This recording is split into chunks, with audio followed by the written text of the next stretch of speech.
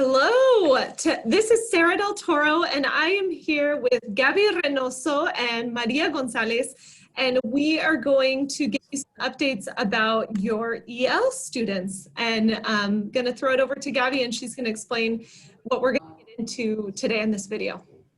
Good morning, all. The purpose of this video is to update you all on ELPA screeners during remote learning and required training for all the ELPA screeners in the building. All right, so it is different because nothing can be normal this year, right? If there's one thing we know, is that normal is not normal anymore. So we have a new, what is called provisional EL status, and we want to kind of break it down. There's kind of three main categories we want you to be aware of with this. So how do we identify ELs? A lot of you have been asking, Gabby, when are you going to screen this kid? Or Maria, do we have scores for this other child? If we have a kid who has, like all our kinders, we did not screen. None of them, because we couldn't. We have been working remotely and schools remote. Also, if we had a kid who came to our district from another district or another state or another country, we have not screened them. So they would be provisional EL status. And the way that we identify them is based on their answers on the home language survey.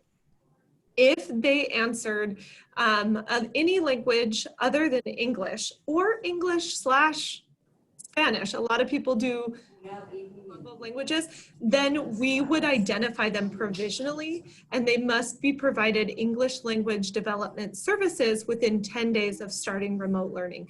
So Maria's busy right now adding them to our EL list, and she's going to be sending that out monthly, and she's going to explain here on the next screen what that provisional status is going to look like and where to find it.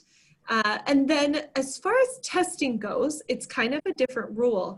If you can remember, in years past, we have to test them within 10 days. Well, now we have to test them within 30 days. The state understands it's going to take a little longer to get caught up on all these kids that have enrolled. I want to say it's like over 250 that we have got to test. So here's kind of what we're going to ask of you. If any of these kids who are provisional EL status are joining in on your remote support, they need to be tested. It's anytime they come into the building, that starts their 30 days. So those kids in remote support, if they're provisional EL, they need to get screened. And Gabby's going to talk a little bit about screeners and training for that. If they aren't in that, and once we switch to hybrid, then that starts the 30 days. So just know that we've got to kind of keep good tabs on these and find out, figure out a plan for how they're going to get screened. So if you've worked with the EL students in the past and have received the EL spreadsheet, you're pretty familiar with this column. As you can see, this is the area where you'll see that what tests the students were assessed with, whether it was the ELPA way back at the beginning or ELPA 21 now. For the students starting the 2021 school year, as you know, they're starting remotely, they can't be assessed yet, you are going to see the word provisional in it. Students that have already been assessed from last year and years before or already came with scores, you will see a score for each domain. For these students, you will not see a score until they are tested. As they're tested, when we can test them, I will be updating their scores. Until then, you will see the word provisional, and they will not have a score. So as I will be updating this list monthly, you will be seeing all those students added. Like right now, you will be getting with all the kinders or any new students to our district that we don't have a score for them because they come from other states and we haven't been able to test them yet. So look for this column in the spreadsheet, and that's where you'll look for the score. And if you don't find one, probably because you'll see provisional in the placement test code area.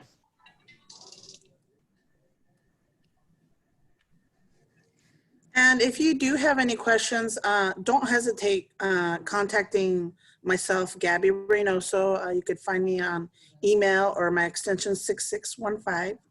Or any questions about the EL list, we would contact Maria Gonzalez. And Maria, And what's my your phone number, you can reach me at 222-6694 or via Thank you. email. Great.